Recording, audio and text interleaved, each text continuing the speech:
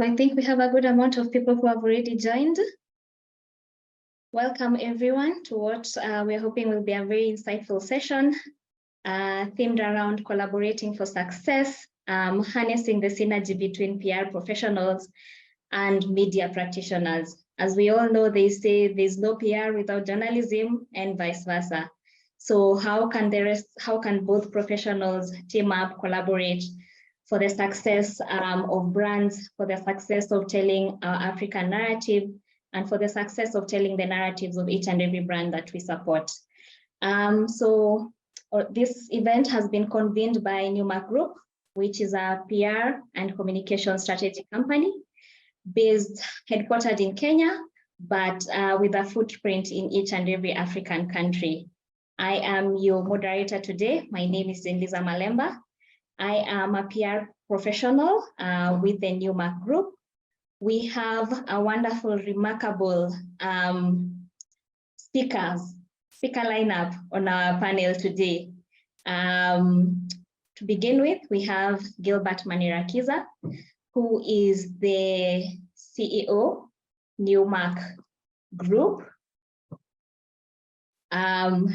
which is one of the Africa's fastest growing advisory company, dealing with strategic communication, research, digital marketing, experiential management, offering 360-degree communication strategies for over 30 markets in Africa, with global scalability through the PR Relations Global Network and one of the world's largest networks of specialized communication agencies. We also have Zifa Bampo, who is a leading corporate and communications and media practitioner, working as a communications manager at the Ghana Grid Company. She has 2.5 decades experience working in varied specialized environments, such as energy, governance, and public affairs. She also has a background in journalism, where she has worked in leading TV and radio outlets in Ghana. We also have Joel Chacha, who is a director, African region at Portland Communication, which is operating in Nairobi, London, Paris, Brussels, Berlin, and Washington, DC, Doha, and Singapore as well. He also has a decade of experience in the communication industry with a background in journalism as well, having worked for leading media outlets in Kenya. On our panel session as well, we have Suleiman Alede, who is an international journalist and currently anchors news and programs for Arise News, which is in Nigeria. He has over 2 decades of career in broadcast journalism, spanning both between radio and TV, and in private and government-owned media stations. We also have Omawumi Ogbe. She's the managing partner at GLG Communications, a leading PR and reputation management firm, the editor-in-chief at Glazer NG, Nigeria, and the current president of Life Coaches Association of Nigeria. She is also a TEDx speaker and experienced trainer in leadership skills. So these speakers have remarkable bios that if I start to read each and every one of them, they are so long, but I'll give them a chance to let us know more about them as we start the session. I can see that there are more people streaming in. Thank you so much for joining us. It's good afternoon in Kenya. I know it's good morning in West Africa.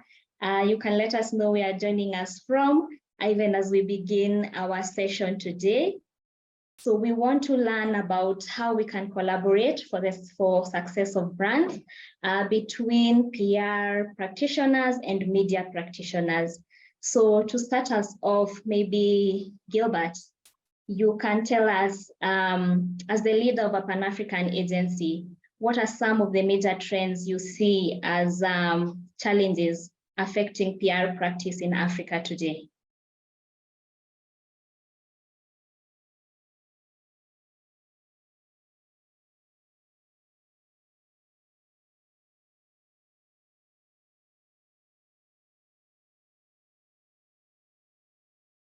Okay, it seems like Gilbert is experiencing a few technical issues. We can have someone else take that question up. Maybe Joel, since you have experience in both PR and past in journalism, maybe you can let us know what are some of the trends that you see happening in PR today, and how are some of them challenging and affecting us in Africa? I think, thank you for this opportunity. One of the biggest things that we've faced, and this is not something that is unique to a specific country in Africa, is now the convergence of the newsroom and the shrinking newsroom. Now there's a lot of competition for news items. So that has been a big challenge, which now is a challenge that we as the practitioners have really calculated and taken up. Because one of the things that we've done, and one of the things that we do at Portland is we tailor our repurpose or any of the media collateral to suit the specific media platforms or social media platforms that we're really trying to reach. Because there's a research that we did, and we found out the concentration span of human has gone below the golden fish. So if it's content that has to really resonate, it has to be raw, it has to be relatable. Because gone are the days where you'll just write a press release about a product launch, but why are you really launching this product? So you really need to go back. And one of the things that we do is we go back and ensure that the content that we're churning out is backed by data or research, just to find out why you're really launching a certain product or a certain campaign.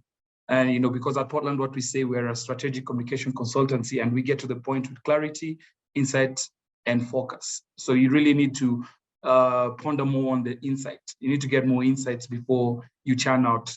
And just going back to if you're looking at all the different platforms, you need to look at content that you're churning out is really relatable, is real, and is raw. It's something that someone will read. Are you sharing out content that is being shared back? Is it shareable content that you're getting on WhatsApp? Because most of us nowadays, when you wake up, the first platform you go on is WhatsApp. Is the content that you shared on the previous day being shared on the same platforms that you're in? Because some of the people you're trying to target are on these groups with you on WhatsApp or any other groups. But if you're seeing that the content you're sharing is not really shareable, there's really very little impact on the kind of content you're sharing, then you need to really relook at your strategy. Thank you so much, Joel. Yeah, they say that content nowadays is king. So you have to share content that is shareable, that is very, very insightful, that everybody can relate to. You have to go back to the why. So in that regard, maybe Omuwami, you can also let us know from your end, do you share the same insights? Are these the same challenges and trends that you see happening in Africa, in the PR industry, and also in journalism as well? I think it's, thank you very much, Jana Lisa, for this, and to everyone. It's great to be here. I think it's a challenge that everyone is facing, regardless of the industry you're in. Why? Because we're drowning in information. There's everything you need is online. I tell people there's that old saying that we know there is nothing new under the sun could never be truer than we are now. And it's only going to get worse, which means that as communicators, whether we're PR professionals or advertisers, journalists, whatever it is, we need to really look at meaning more and relevance, okay? And then I always tell people the best thing you can ever write begins in the mind of your reader. So once coming back to the why, who is this intended for? And why is it being done? Whether it's a press release, whether it's a video, whether it's a talk, whatever it is, you have to make it relevant and meaningful to the end user, to the person that you want it to reach. I used to have a client that would tell me, oh, mommy, I don't speak like this. And I told her, yes, we want to maintain authenticity, but we also want to speak in a language that the people you're trying to reach will understand. They can't understand this thing that you're saying. So it's very important that we we obsess about our end users now and about relevance and about meaning. Because when we think about this thing, then you don't just put anything out. You want to put things that will resonate with the people. And this is why, back to what Joel was saying, it then becomes shareable. This is why you save an Instagram post or you bookmark something on Twitter to read again, because it's meaningful and relevant to you. However, you cannot speak to everyone. What you're saying cannot be relevant to everyone. So it's, again, very important to drill it down to who you're speaking to. That's old 3 W's and H that they taught us. Of course, the W's have increased, the H has increased, but we have to drill it down again to these things so that it becomes very important and relevant to the people that we intend them for. Yeah, thank you so much, Zifa. Those are very great insights. I'd like to hear from someone who's currently practicing journalism. Suleiman, would you say that these are the same insights that you share?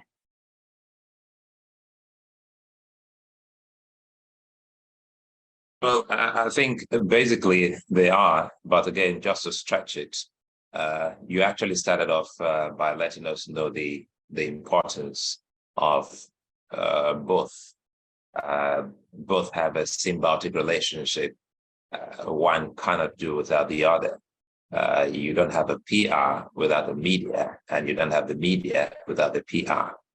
Whatever you churn out in PR, you need the media to help accentuate, to elevate, and push it out.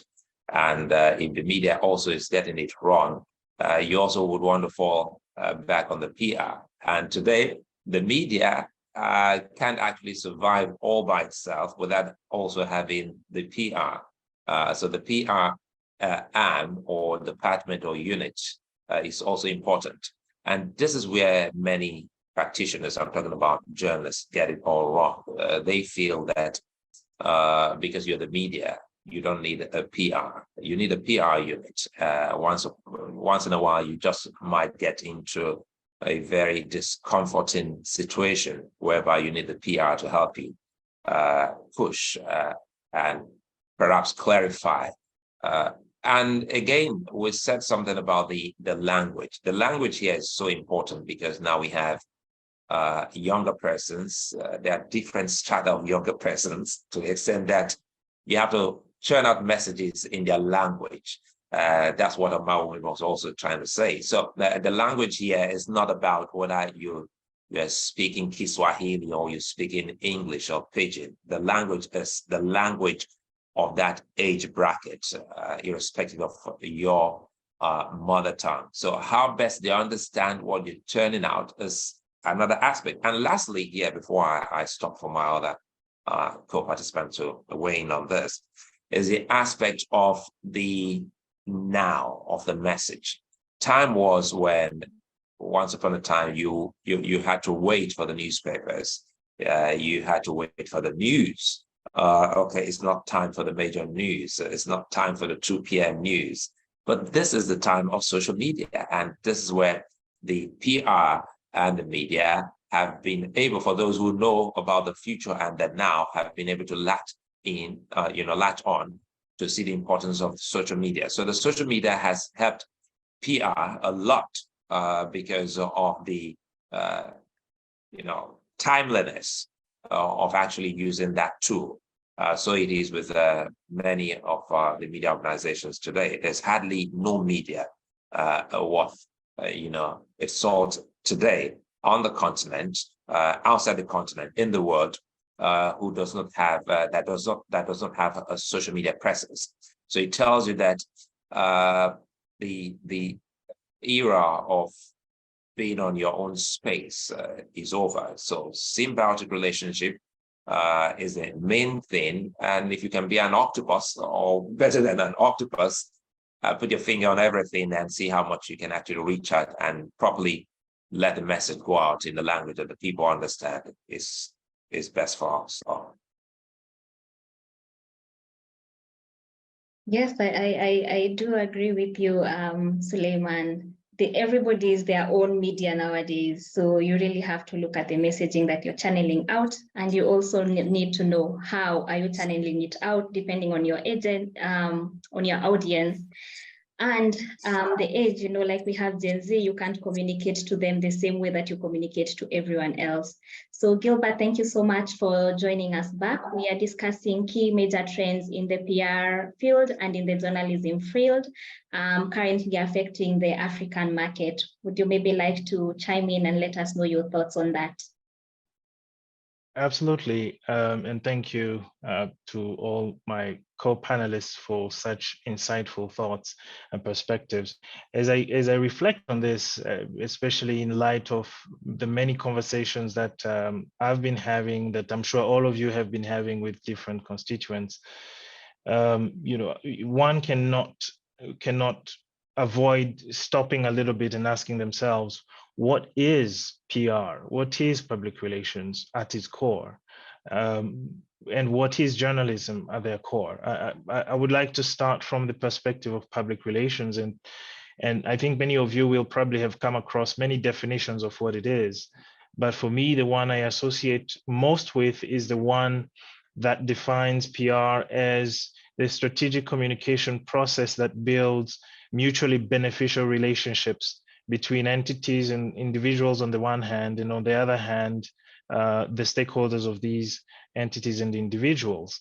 And when you actually take that as a definition, then you have to also look at the evolution of that role over the years. And it's when you look at the historical evolution that you realize that PR and journalism have always been joined at the hip, because the evolution of PR, or the ability of entities to build relationships, has actually been in step with the evolution of journalism. For example, before the printing press, there were other techniques of PR that were used by various kings and emperors. When the printing press came, obviously that's when journalism also took off, and then we had mass media coming in, and now we are transitioning somewhere between mass media plus social media and digital media, being augmented by massive technological tools such as artificial intelligence, machine learning, augmented reality, and so forth. And when you look at that, you realize that as PR and journalism, we have to collaborate. We have no choice. And there are a couple of reasons why I think this is the case, and I've been able to pick some of this from the conversation. The first thing is the massive fragmentation we are seeing in audience conversations. And by fragmentation, I mean before you could turn to a large TV company, mostly in Africa, we had these conglomerates owned by the states that used to control pretty much all media output. Now you have 2 million smartphone users, you have 2 million media outlets, and I think this came through. And at the same time, these media outlets, so to speak, they are also media consumers and audiences. And you still have in this same ecosystem traditional journalism having to play its role. So it's an extremely fragmented ecosystem.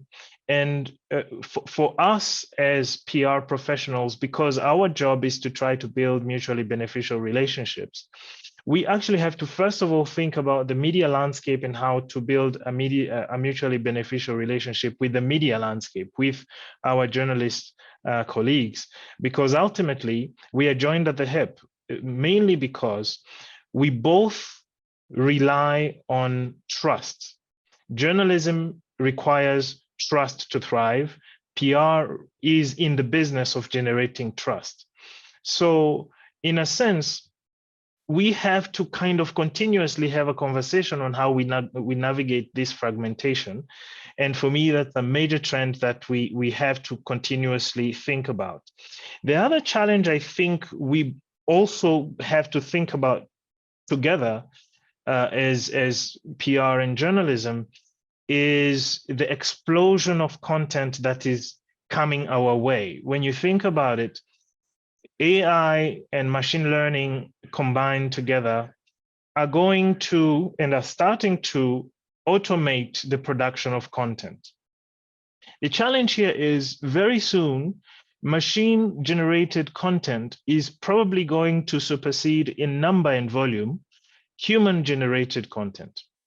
This becomes a challenge for both of us because we need to be able to tell the public what our organizations are saying, and we need to be able to differentiate what our stakeholders are saying, at least the companies and the organizations that we interact with.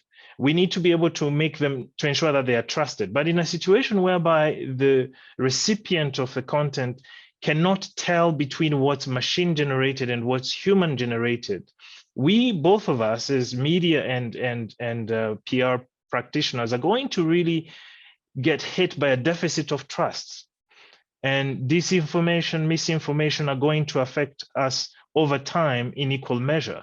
So to some extent, we need to have a very strong partnership in such a way that whenever a reader interacts or whenever a viewer interacts with media content, they can know for a fact that this is not a machine-generated pseudo-truth, that this indeed is content that they can trust.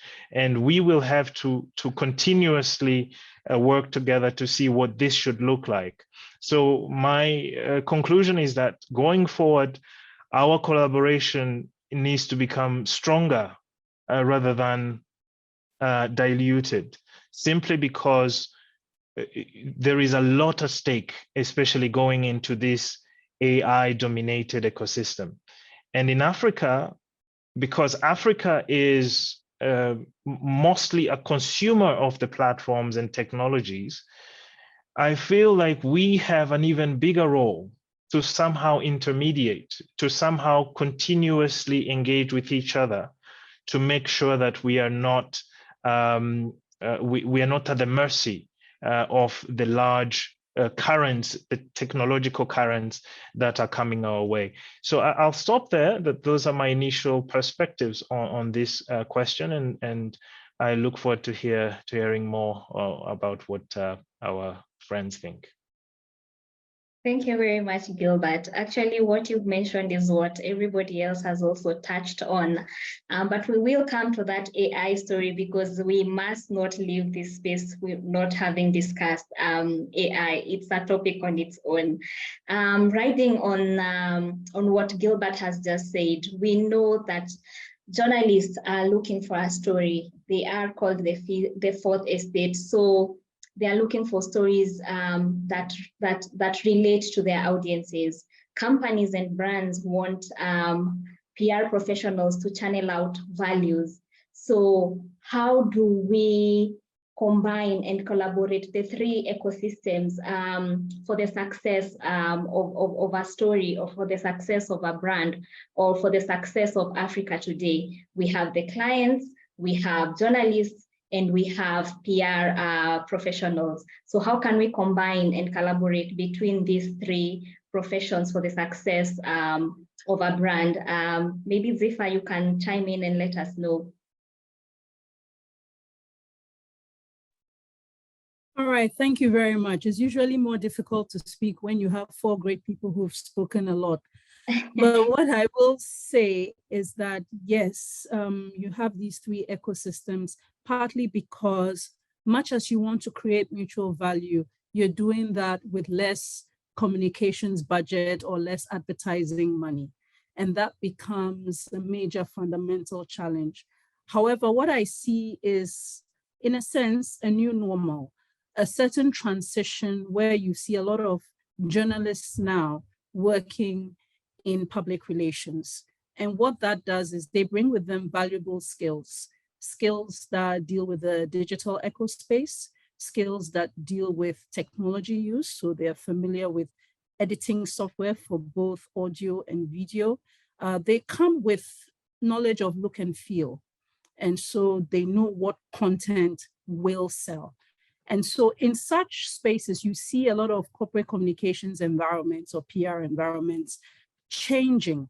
They have graphic designers, they have individuals who write and develop content, they have individuals who are conversant with branding, they are aware of image, and they know how to then coordinate those skills valuable skills with journalists by being able to give them what they want. And that creates some value on both sides, because journalists are looking for content or media are looking for content.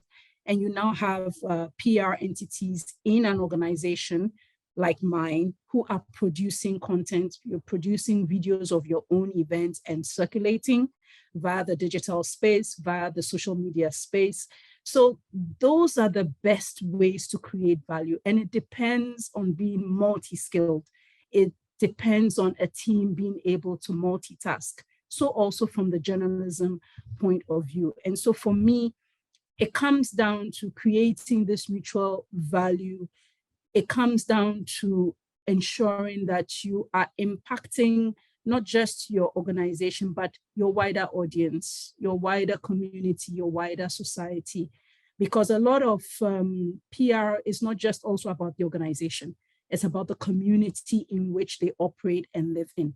And for me, who's worked in oil and gas and who now works in power, you see that that aspect of public relations remains critical and it remains key. And you need journalists to push that. And you also have to be innovative, creative, by providing the content, by thinking of strategy, what medium works, what doesn't, you know, and those are the ways for me that you can see emerging or a collaboration of these two spaces, which is media and public relations. But I think it's also much more than that. It's also about the image.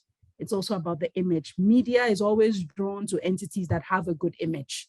If you don't have a good image, media will not come to you. So I think there is a mutual benefit and a mutual interest for each side to continue to collaborate effectively for the greater good. Thank you, Zephyr.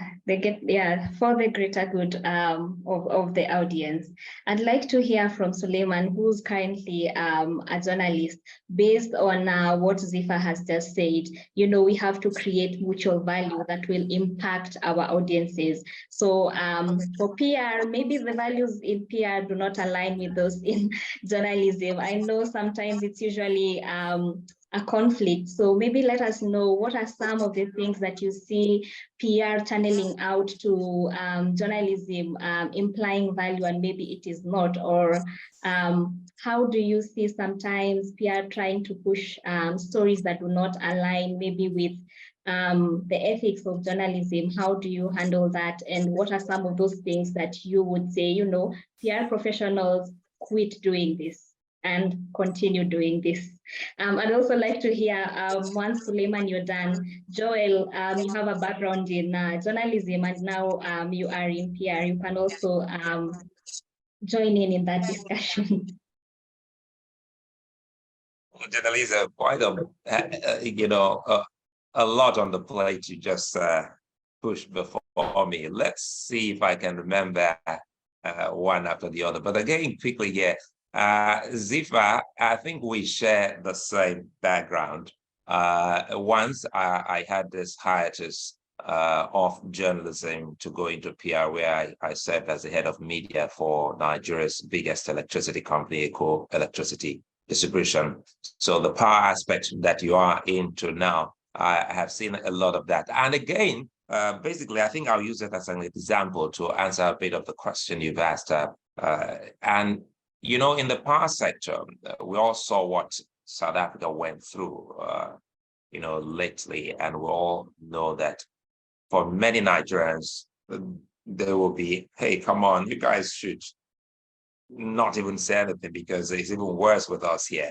It got to a point, so you can imagine being in the power sector, in journalism, and coming as head of media for the power sector. And the first thing I saw was, hey, whether you like it or not, I started thinking like the everyday Nigerian, the man out there on the street. You know, you have to purge yourself off the whole system. First, you tell yourself you're a PR person. What are those things you would love to get from your power sector? So I started asking myself, number one, every human in the world likes attention, very good attention. And everyone needs to be, catered to and catered for. And I said, let's create a system whereby the PR unit must work in concert with the customer service. So we do not want people who will just, it comes back again to the AI, which Gilbert has said. The AI started first by having answering machines, and people now trying to ape the answering machines. These messages have been constructed to the extent that you don't want to listen to Gilbert. As you pick up the phone line, you read out all of those things that have been pre-programmed in your head, and you say that's the best way to relate to these people. So I said to myself, no one wants to be attended to that way. We need to deconstruct, break it down and speak to people as humans. You call in from your own county, you call in from your own state. How would you like the power company to relate with you when you have a problem?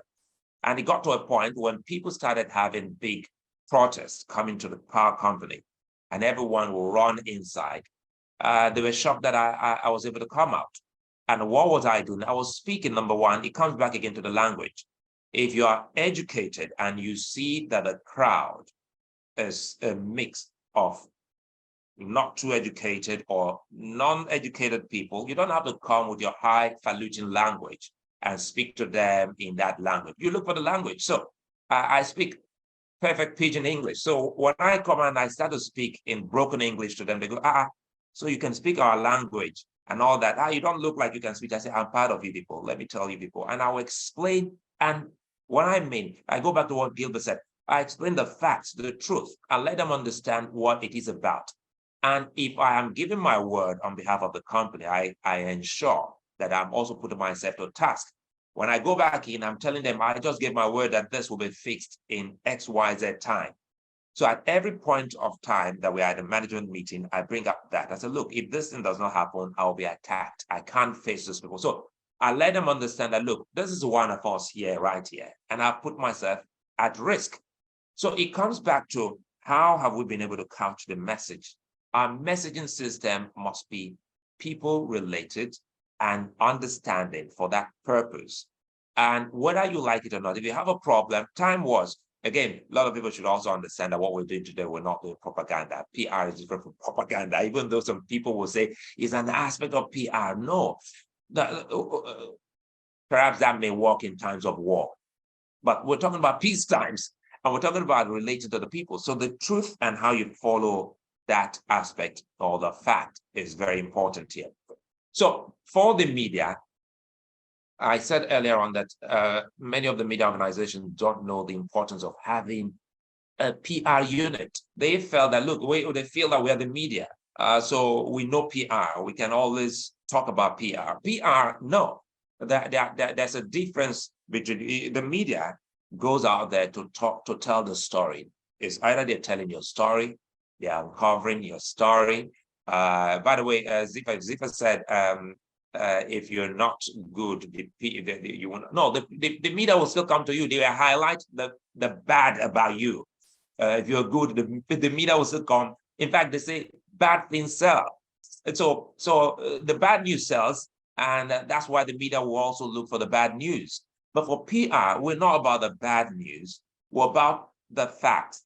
And that is why sometimes you see some companies, they have latched onto social aspect of it, social corporate responsibilities, because it is not all the time you want to sell your product.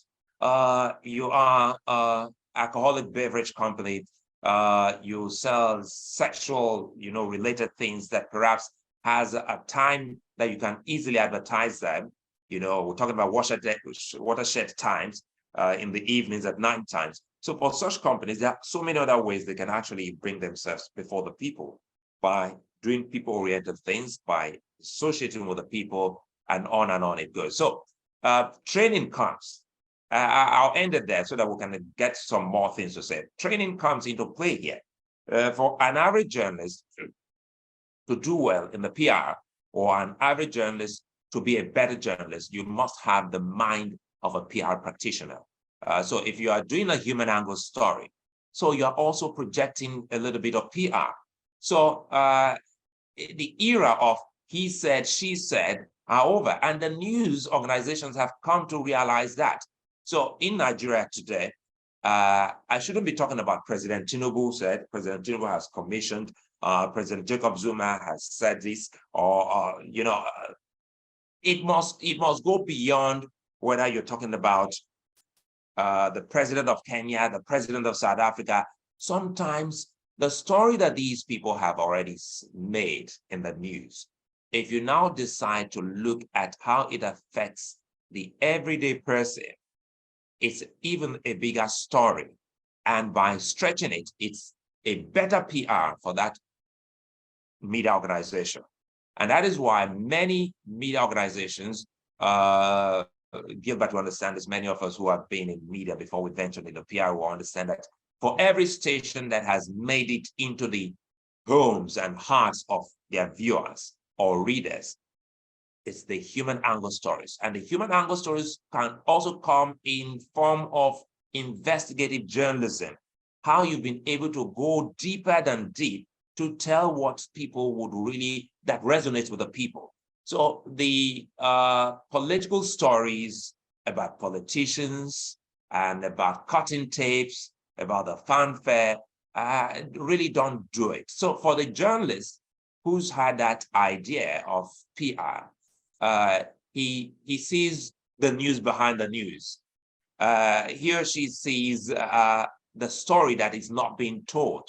You're listening to someone, you're listening to what is not being said, but it's already been said. So it's now left for you to now actually weigh in, go in deep, and bring it before the people. So it's a mix of both. But again, for you to be a better of each one, you need to learn the art and the trade of each of these. So to be a good journalist, I need to know a bit, if not everything, of PR. For me to be a good PR practitioner, I need to know a little or more of media or journalism.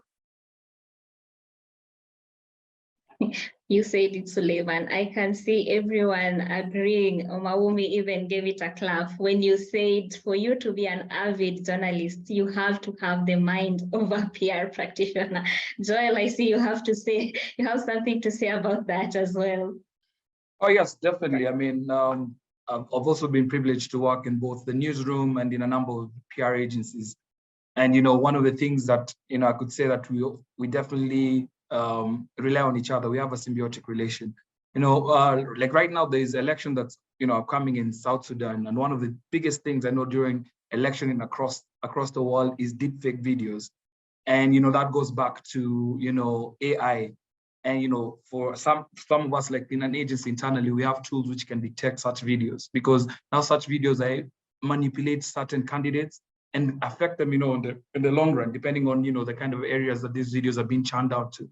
So there's a very close relationship, and there's ways that we can work together with the media houses to ensure that we are churning out the right message. Sometimes, you know, when you reach out to editors, and that's what I usually do, that I reach out to a number of editors just to have, you know, meet and greet, just to understand, you know, what kind of content are they really looking at? How can we work together to ensure that whatever you're churning out is objective?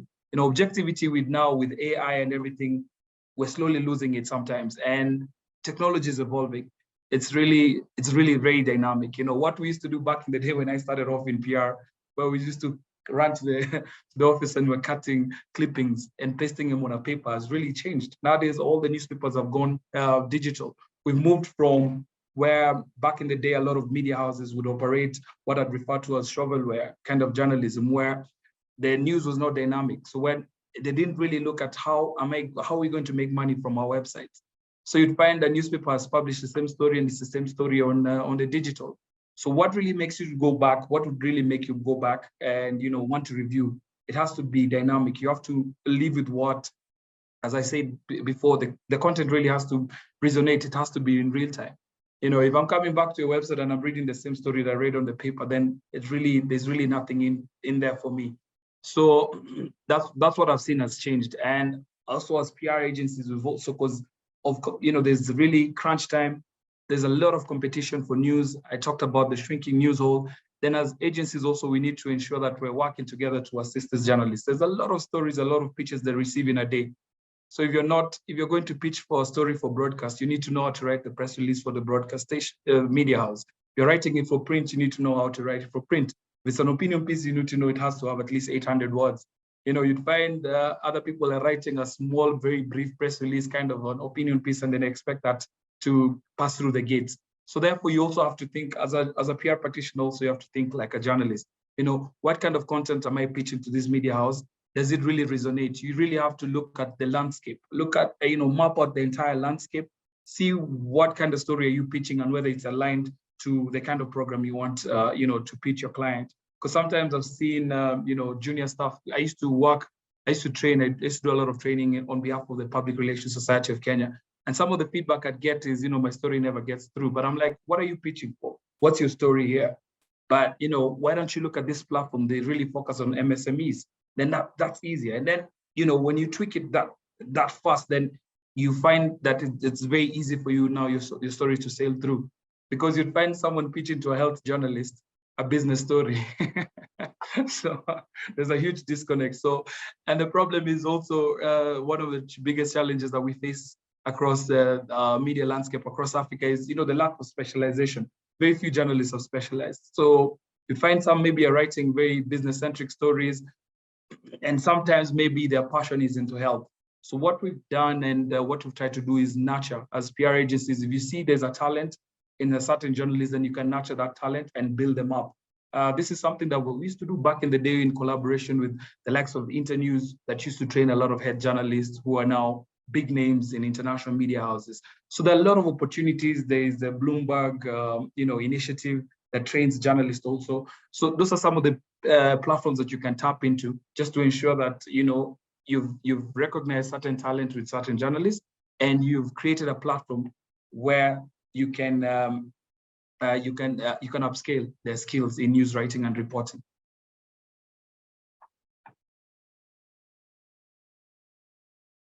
Yeah, thank you very much, Joel.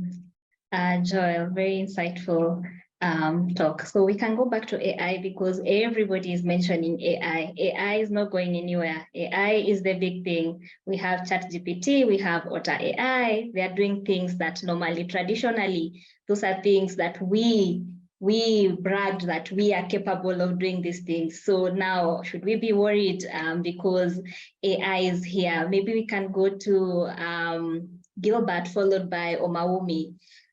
Should we include AI in PR, in journalism, and how can we best use that to our advantage? Because it's very clear it's not going anywhere. It's here to stay.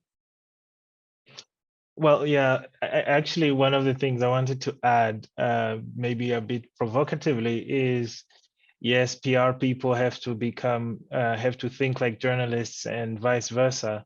But I think we both have to become tech experts. It's just that evident now, because we are, and when I talk about tech experts, I'm not just talking about the tech side of AI.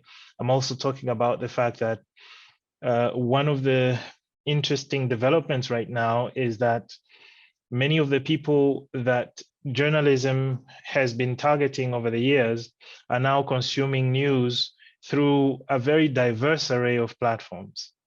Let's take, for example, the fast rise of TikTok in most of our countries. How many journalists, maybe in the chat section, those who are participating, can you tell me how many of you are on TikTok? How many of your media outlets are actually packaging some of the news content for TikTok? I know it's very, very, the statistic will probably be very small, but these platforms are growing at a breakneck speed. So how do we then also train ourselves as PR professionals and journalists to embrace these additional layers of what we have to do? I think that's a question that we have to address going forward. I see this happening quite a bit within agencies. I see more agencies becoming much savvier at merging digital PR with traditional PR to have a unified output. But I'm not sure that we have been carrying along our partners from the media side. So I think it will be interesting to see how we can address that collaboratively. But also the other question I have is, what kind of learning ecosystem do we need to create within our organizations to constantly keep up with these technological advances? Because practically every other 3 months, there's a new platform, there's a new innovation that we somehow have to deal with. Not to mention now the fast rise of what we call influencers, which are somehow a reality in our everyday work.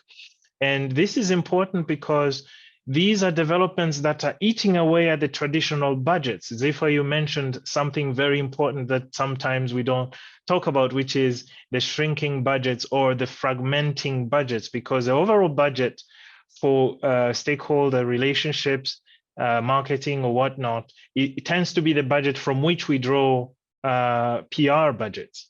And these budgets are necessary. If you are to do a press conference, you have a cost that is associated with that. So you need a budget, et cetera, et cetera.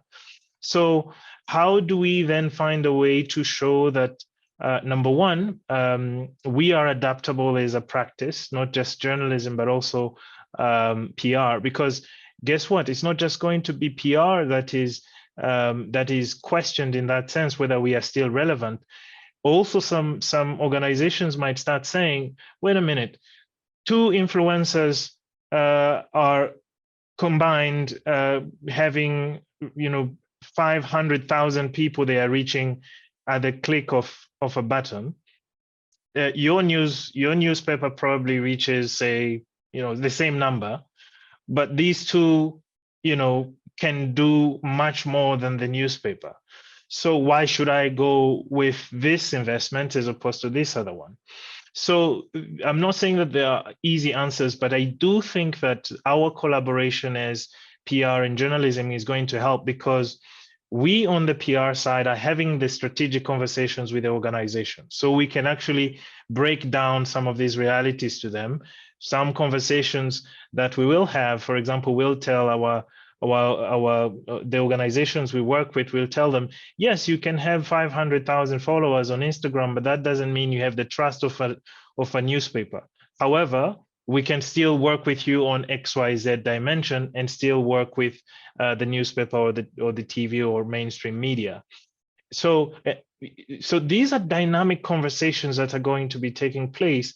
And now when you add the dimension of AI, it becomes a bit more complex even. So we need to be, the level of expertise that both journalists and PR are going to need going forward, in my view, is going to be quite significant. So in a sense, the most important skill on both sides is going to be the skill to learn and learn fast, the skill to adapt and adapt fast and implement, test. What fails, we discard it and we keep going. And this is all the more important because what we will see, and this is a prediction, I have no scientific backing for this, but my strong sense is that the growth of AI is going to lead to content fatigue and push many individuals to retreat into echo chambers and retreat into communities where they feel safe and shut out a lot of the things that they feel are not relevant. So I believe that journalists and media practitioners will need to become much better at identifying these various communities and the platforms that they're using and do our best to package our content to reach those communities. Because if we just continue using the same platforms that we have historically used without taking into account that people are getting fatigued of the overload of content churned out by various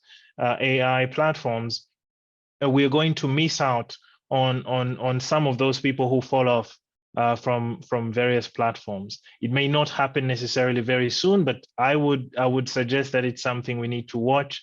And then in our thinking, in our packaging of news content or media content, we also become as customized, as targeted as possible, simply because the massive volume of content, in my view, is not going to be something that any human brain can consume at a go. I think all of us will have to be very selective going forward and retreat into our echo chambers. We've seen this with the US political landscape, where you have like Fox News, which is an echo chamber for the extreme right, et cetera, et cetera. I think it's just a matter of time before we see a lot of this.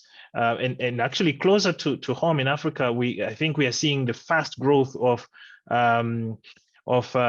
local language media outlets and vernacular language media outlets. I think, Joel, you'll agree with me that in places like Kenya, you had some of the largest and most influential media platforms, especially on radio, being vernacular, not even the mainstream English language traditionally dominant platforms. I think that we are likely to see an acceleration of that, and we just have to become good and better as PR and journalism professionals at engaging with such echo chambers and such platforms.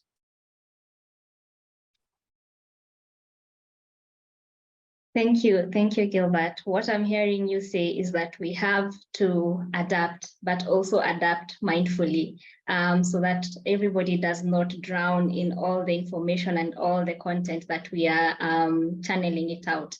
We have, as PR practitioners and as journalists, we have to include tech into our training, and not only tech, but also social media such as TikTok as well.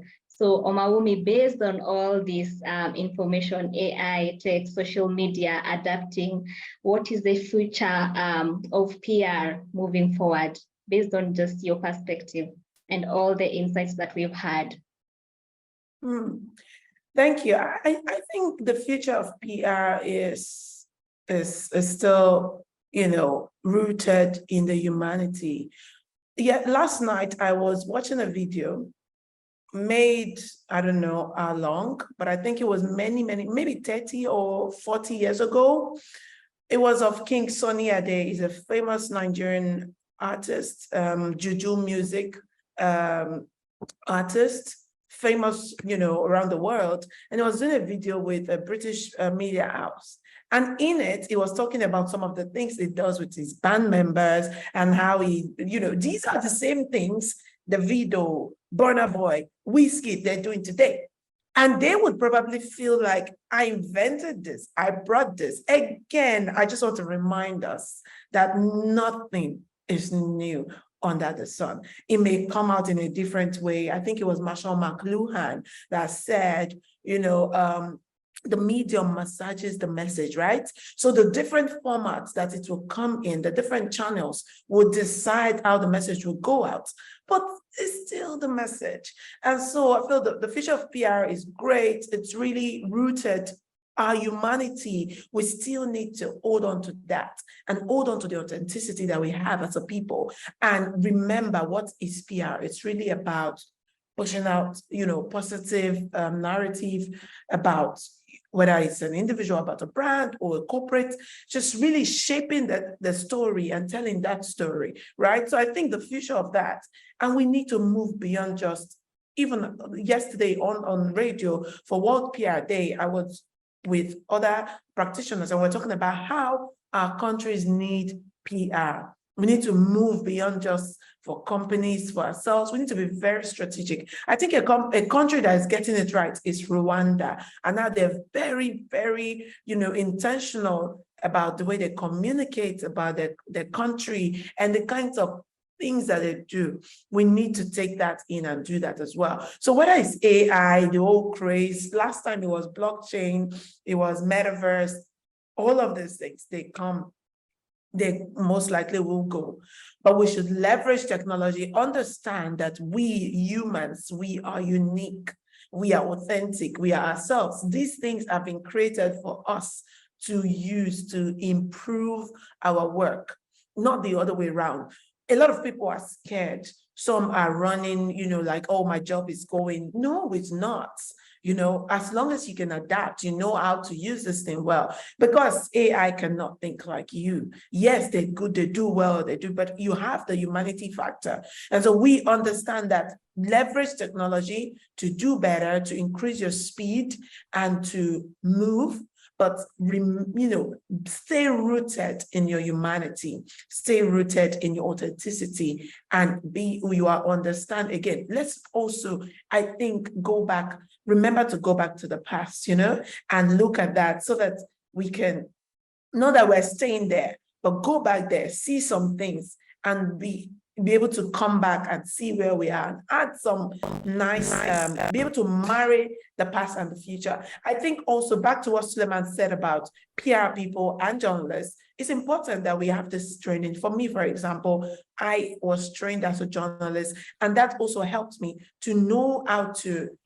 maintain that relationship with journalists, such that if I call them a day, 24 hours before, and say I have a press conference, they will show up, because I've been able to build that relationship. Yes, PR, the P is public relations, right? However, I tell people the P is also for people, it's mainly for people. And so all of the people that we have to, the different spectrums of people that we have to meet with, we need to treat them well. Okay, so I just wanted to touch on that. And so when you have that journalist, the factor of balance, of authenticity, of accuracy, you're not going to be in trouble. Yesterday, there was some news, some people talked about someone who faked his death, but this guy really died. People who immediately jump on stories and will go and say, oh, so-and-so faked his death, he didn't die. But when you have the traditional values of knowing how to check for truth, accuracy, authenticity, balance, fairness, all of these things, marry it with the new, you won't get into trouble. You won't be putting rebuttals every day or deleting posts, So I think we need to be able to marry traditional and the new media, the technology, be able to use that, and that will set you apart, put you on an edge over the other people that are just running and flying to just anywhere, any news that has come, they put it out, So I think we also, again, need to be careful and need to find balance and authenticity in all that we do. Yeah, thank you, Maumi. What you've said agrees with someone from our audience who's saying that AI and big data is the way to go, but the only red flag is that you have to use it within an ethical path. So that agrees with what you're saying, that we have to remain authentic. We have to go back to our traditional ways. We have to still remain and think about humanity, even as we adapt AI, even as we adapt influencer management, even as we adapt TikTok and all these new social media platforms into the PR profession and into journalism. I'd like to also hear what Suleiman and Jifa have to say about what is the future of journalism based on these all these trends that we've had in our discussion today.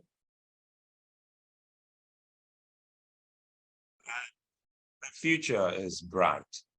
The future will be beautiful. And I speak based on what I have seen.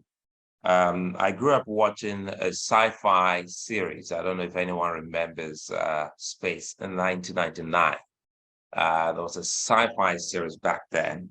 I think the movie was actually created in 1975. That should be almost 50 years now. And the whole idea of Space 1999, they thought the world was not going to go beyond 1999, that the moon was going to shift, and there were going to be a lot of, commotion, and this whole thing was believed to be shot in that space in the moon. That is number one. And I also remember in Nigeria here, almost everything at a point in time, especially during the military regime, everything was the blah, blah, blah, blah, by the year 2000, and everyone thought we were not going to go beyond 2000. Everybody believed that the millennia, there was going to be a big boom and everything, there will be chaos and commotion. So it is now with AI. Before then, when cell phones came out in some parts of the continent, some people would say, don't use a cell phone or you will die, or you have cancer if you put it on the side of your ear and all that. Again, it comes to PR. So PR was badly managed then. So people fill the space with all of those threats and fears. Don't use the cell phone. Oh, the internet has come. Oh, you will die. You see, our parents back in the day, they were staying older than now. Look at it. It's because of the cell phone. It's because of A, B, C. Yes, we know that some of these things, ultra radiation, they have their own thing. But again, the AI thing for me will come into media. And for those who will embrace it first and early enough, will build media and PR. For everything, it has its good, it has its bad. So it is. So that's how the world has been created.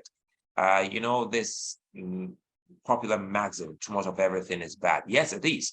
If you worship too much, it is bad. You go to church all the time, you go to mosque nonstop, it is bad. I'm a Muslim. In Islam, there's also a maximum to where you are worship. If you decide to say you want to fast all the days of your life, Islam says, no, it is wrong. There are days you must not fast. There are days you must sleep. So too much of everything is bad. So if we can talk about life of moderation, then yes, we can embrace AI.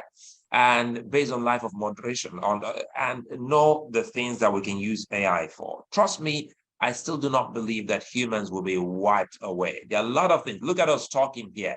AI can help us in our researches, in our write-up, in our everything. But when we come for this, we will not put an AI, a robot to be talking. We'll still come back here, whatever the robot. So we are the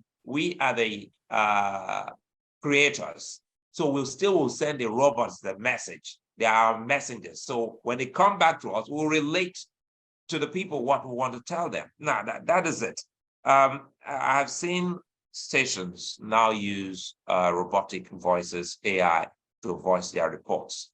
But trust me, who's gone out to get that report? Humans. So you have brought it. Perhaps you have few staff members in your news organization, whether it was Joel who spoke about the shrinking newsroom. Because the newsroom has shrunk, you have fewer persons, and you now say, okay, the AI should do the voiceover on the report that a human has gone to, gather. So bottom line is that the future will be good. And the future is across, we'll likely see more of a hybrid of professionals. Time was when almost anyone, the only one who could speak on some issues are those specifically trained. Today, you have a medical doctor or medical doctors who are in the media who are now producing and presenting health-based programs. And they're speaking better than me or the next person who is not a medical professional. So if you have a medical doctor in the media, he tells you, he does not even tell you I'm a doctor first. He tells you I'm a journalist. Dr. Gupta Sanjay, he's a medical doctor, but on CNN, but he's first like a journalist to everybody, but he's a medical professional. So we are seeing a future whereby someone like myself who studied philosophy, who went on to do media, who went on to do PR, perhaps will be doing something that you'll be, oh, wait a minute, I think I've always known Sulaiman to be a talk host, but he's not. That is it. That's the future. So when they say blessed are those whose lifestyle or whose jobs are their leisure, or blessed are those who have streams of income, is the kind of world we'll see. So in the world of an AI threat, I still think that the world will work better. Quickly here for me, recall what happened during COVID. We had a lot of professionals who were experts, who the media and the PR went to. But at the end of the day, we were just doing the questions while they were doing the answering to disabuse people's minds on COVID-19. COVID-19 actually exposed us. And the people who had the most were the experts through PR and through media. So if you look at that level, we were reaching out to the experts. The PR people were dishing out flyers, using social media to disabuse the minds of people that, no, this is not how you contract COVID-19. This is what you should do. This is what you shouldn't do. No, it's a lie. This is not true. This is false and all that. And they were digging deep. And it was a busy space. And at the time, the world was almost at home. So it tells you the driving force that we're likely to see in the world in the future, what the future holds for us. would be for anyone, any media organization, any PR that embraces, it comes back again quickly here to what Gilbert has said. We all have to be tech savvy, eloquent, and use them for the good of the world, for the good of ourselves, of our agenda, which is positive, and the good of the ultimate world. If we do not go into that aspect of PR now, I think we'll be drawing. I saw someone type something. I was reading the chat earlier on, and he was saying that TikTok is the second biggest, and that's the truth. Time was when we thought that TikTok was for our children. I was actually on TikTok because of my daughter. So I was watching to guide and see what she was doing and all that. And I was also careful to know how to say, oh, no, you're going overboard. Because if she blocks me and decides to open another TikTok handle without me knowing, I may not know. This looks like an aside, but it tells you how you can manage things. So I was able to be very careful not to, badly manage her so that she does not create another account without me knowing. Then I'll be telling people, oh my, guess what? My daughter is not on TikTok, whereas she's on TikTok, with another name. So TikTok, by the time I now saw that almost all the news organizations, as Gilbert said, go check, they are now on TikTok. And you would say, wait a minute, I thought TikTok was just some funny videos, funny memes, and every other thing that can make us feel good. But it is a source of information to the extent that anyone that is out, you need to latch onto it. Now we have Threads. Who is not on Thread? I'm on Thread. Everyone needs to be on Thread. So on and on, AI, the future, trust me, as Gilbert would say, let me borrow from him, I do not have any scientific means to say this, but my gut feeling tells me the early birds are already early big winners.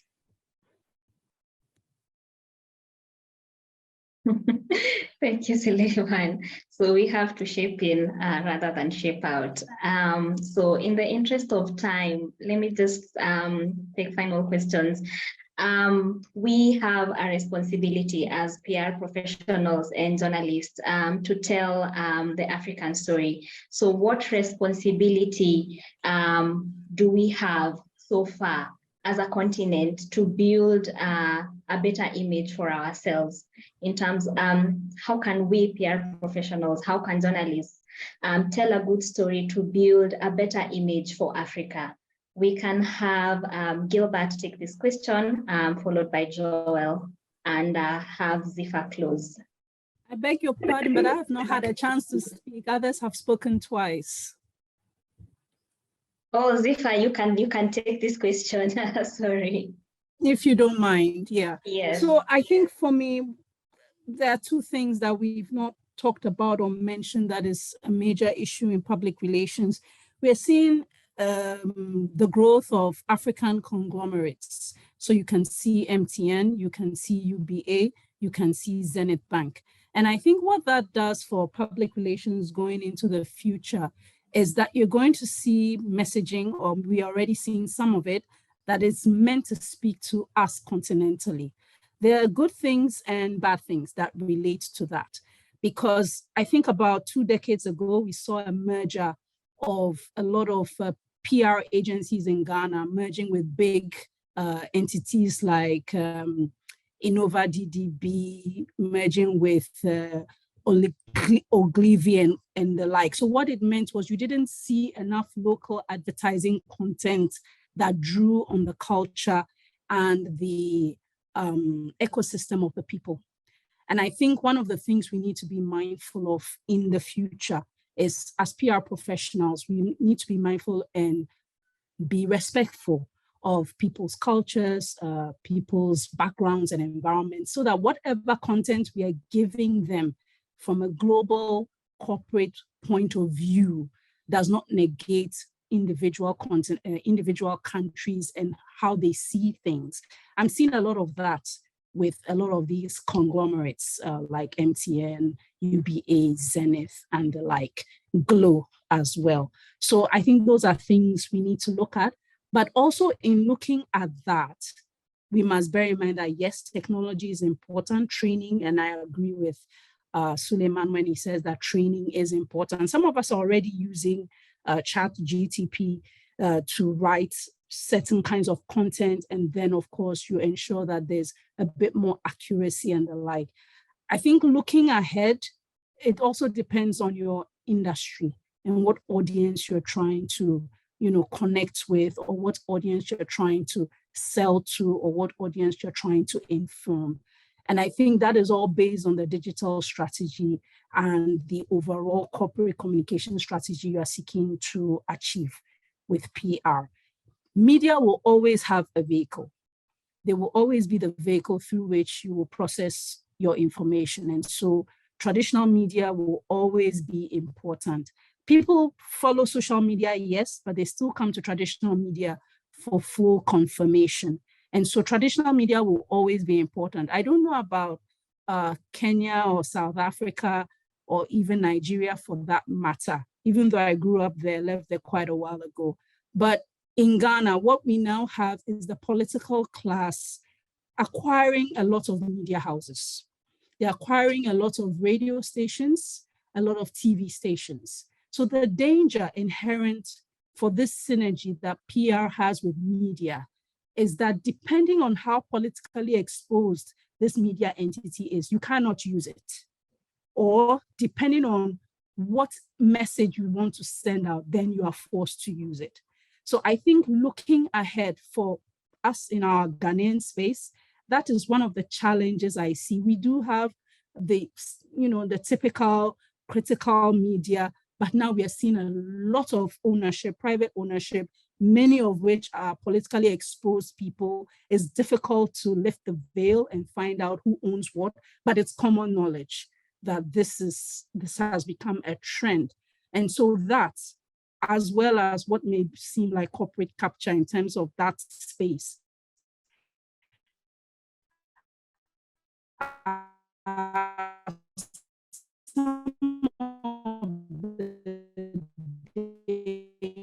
Jiffer, we are losing you.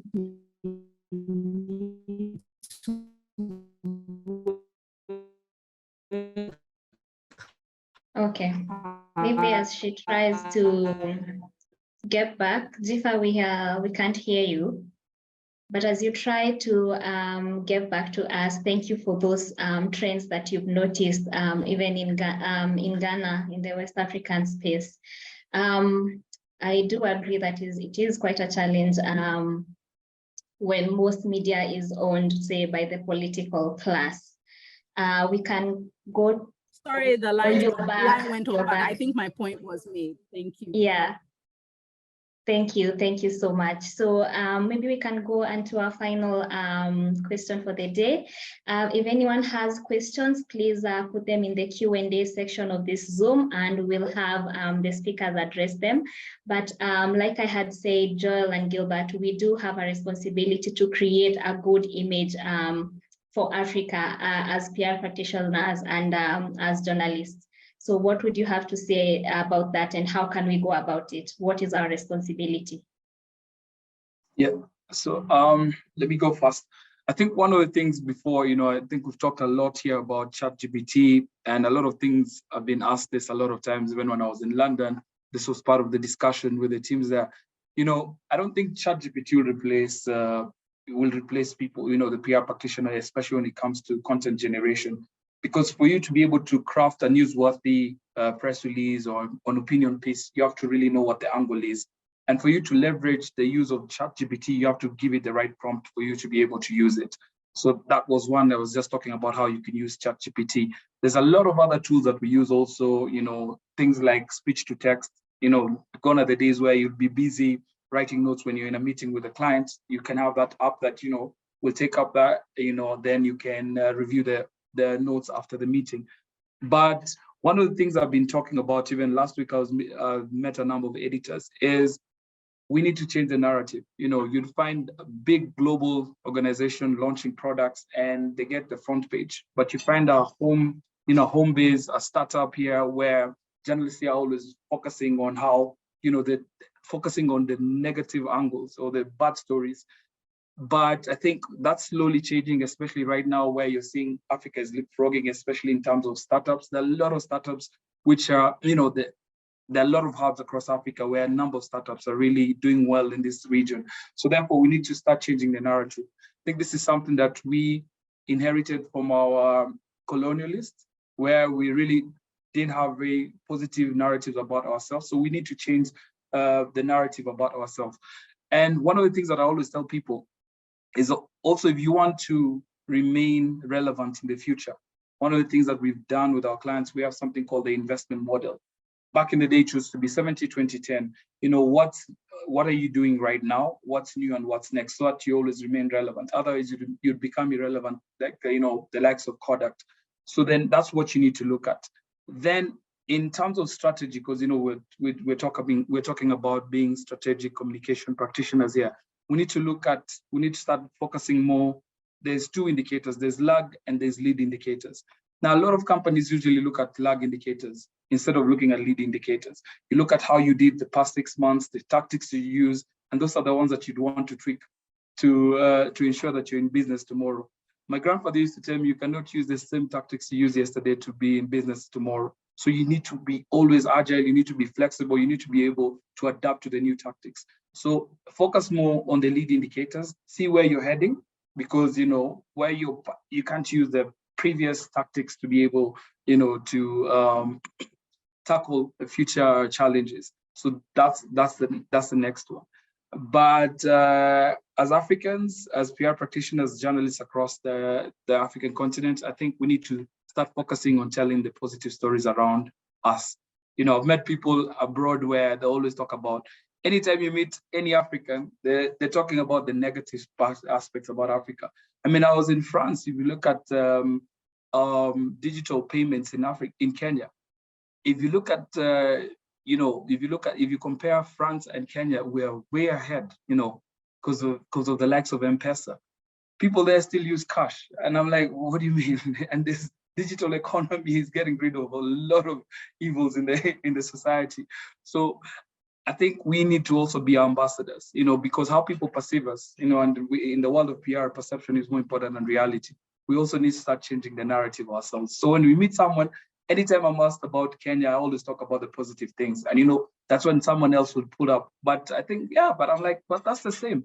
I mean, your country also has the same issues. Look at your newspaper. These are the same issues we're facing. So a lot of these issues are not specific to a certain country. So we, as Africans, need to own the narrative. We also need to start changing the narrative ourselves. And when you go abroad or when you travel anywhere, remember you're an ambassador to the continent. That's a very good. Perspective, Joel. And Zifa, you really. I'm very thrilled that you took the floor on this particular question, because I'm very passionate about building up the perception of African brands, because I think even to most of us on this panel, if we are asked, MTN, Microsoft, who would you rather work for? We probably will say Microsoft, simply because, well, Zifa says absolutely no, and that's exactly what I'm driving at. For some years now, we have developed a strategic framework that always starts with identity. So one of the things we noticed over the years was that when you start with identity, you crystallize it, you can be able to get people to understand you. Imagine if you show up and you say, I'm Zifa, vote for me as president, and you haven't said anything about who you are, your credentials. It becomes very difficult. I think identity building has been a big challenge for most of our African brands and most of our African countries. And that is where I believe us as PR professionals can really help to bring in the tools that these ecosystems, that these entities need to crystallize their identity and then communicate that identity using the various techniques which we all use to get an understanding, to get the various stakeholders to understand, because only with understanding can you have trust, and only trust can lead to the right relationships. And obviously along this entire chain, journalism plays a very key role. So I feel like if we just take that upon ourselves to do what Joel was saying, which is to really pick out from our identity the things that we know will take us to the next level, which are positive, which will get people investing in us, which will get people giving us positive mileage, then at individual level, but also collectively as a profession, I believe we can have a significant impact. But we have to do it very deliberately. The only catch is we have to convince the GLOs, the MTNs, all those entities you've mentioned differ, because one of the challenges is that, unfortunately, many of these African brands don't have the kind of sophisticated understanding of what PR and positioning is all about. And this is actually seen in how they are buying up media outlets, particularly the politicians, thinking that media outlet equals PR. And that's really the distinction that is needed, because you can own a media outlet but still not get the positive relationship you want with the stakeholders. You'll just make noise that people will get sensitized to, and then switch off that radio station or that media outlet and move on to another one which they can have trust in. So to some extent, we do have some work to do as professionals to create that distinction that journalism has its role, PR has its role. They work together very, very well, and they should support each other, because one cannot do well without the other, and that's how it has to be. And as part of that sensitization, I also think that we particularly on the PR side, have an additional advocacy role to play, particularly because we tend to sit in the boardrooms, and some of the entities you've mentioned, Zifa, some of the Pan-African brands are our clients, and we work a lot with them on media training.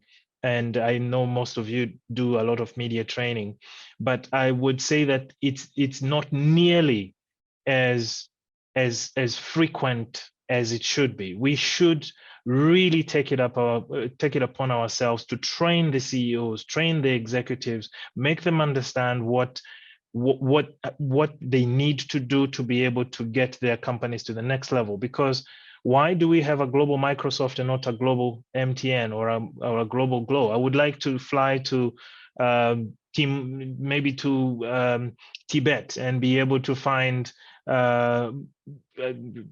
Zenith Bank there, and be able to, just like we have with other global entities. And they don't scale necessarily just because they have the financial muscle. I believe that some of our brands are just as dynamic and robust, and they can actually achieve that global scalability. But I think we have to advocate for our media partners. Sometimes when we are pitching for our work as PR, we can also, when we've gotten the work and we are doing the work, sometimes if there is an advertising opportunity, we can actually recommend our clients to partner and to support our media ecosystem.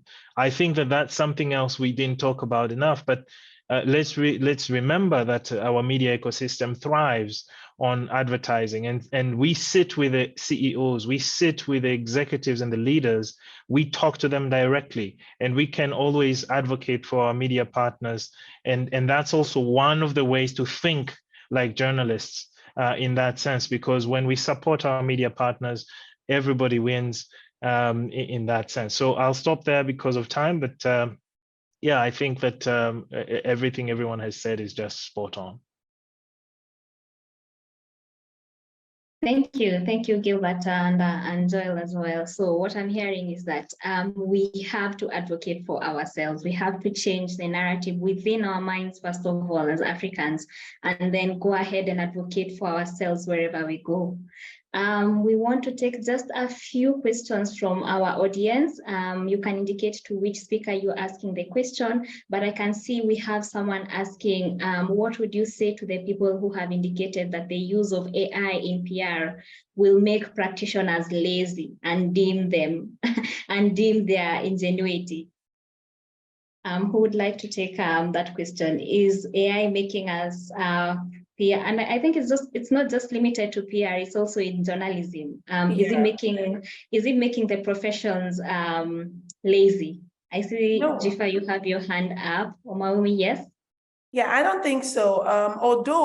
Although I'm going to say, as somebody who works closely with journalists, sincerely, I'm so sorry to journalists in the room. Many journalists are now very lazy. They don't even want to create their own content. They want you, the PR professional, to give them, which is okay for me because it means that I'm able to put this in the way exactly how I want it. You know what I mean? But you're losing also your power as a journalist. You're not thinking, you're not generating fresh thoughts and really writing and adding your voice to the conversation. But I don't think it makes people lazy. I completely agree with Zifa's answer there. It makes you very efficient if you're able to leverage it well. For example, we hosted on Friday a cocktail. We're grateful to be able to host the Nigerian community, the PR community, journalists and business leaders for World PR Day cocktail and release the PR Power List, which we do in collaboration with The Guardian, media house here in Nigeria. And when we're doing the magazine, I interviewed someone, a brand genius from Switzerland, and we had very short time to put this interview into the magazine. Instead of me to have somebody, like the way we used to do it, transcribe this interview from Zoom, I just put it on a platform. I paid for this AI platform and they put it text to speech. And what we did, speech to text. And what we did was I just had her say, go through and check if but everything was correct, just a check and see how you can edit efficient, we're able to meet time. The only thing is don't just, copy and paste. You're not like, I think it was Joe that talked about the kind of prompts you give, ensure that there's authenticity. You're able to write well. Don't lose your humanity in there or just copy and paste. Some people copy. We will know. The people who are we will know. People are very discerning now. So don't just put something out that has no soul. And somebody also commented a comment about, text being too long. We have too many things. I think it's key to be very short. Even in our emails, I am also trying to reduce distance. Let's keep it short. People are swimming in information. Keep it short, keep it sweet, and then pass the message. Thank you, Maumi. I think it aligns with what Jifa just said, that the information has to be used. AI only makes us more efficient. It reduces the time, but then we have to add authenticity into it. There was also a comment. Suleiman, you have an answer. I see your hand is up. Well, quickly here, I wanted to add to what Maumi said. This is to everyone in the PR. If you can write your release in a news format, please by all means do that.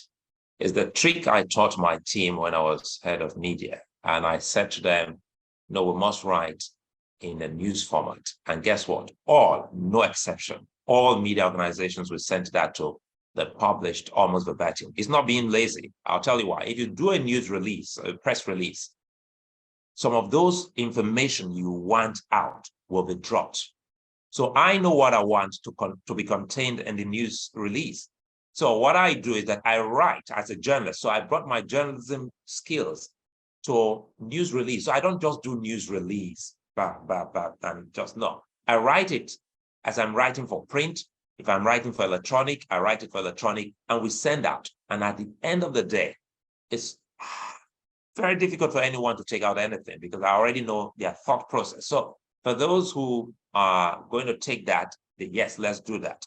Then actually, that's what I just wanted to say. I think she's answered the question, and I'm hoping that the person who has a question is satisfied. I don't think that that's it will enhance our jobs.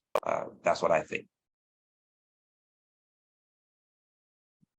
Thank you, Suleiman. Yes, we all agree that it only comes to enhance our jobs. And what I've seen recently actually is that, yes, more PR practitioners are writing news stories instead of press releases, which I think goes to benefit both professionals. So I think we need to close. We thank you so much for everyone who has joined us today.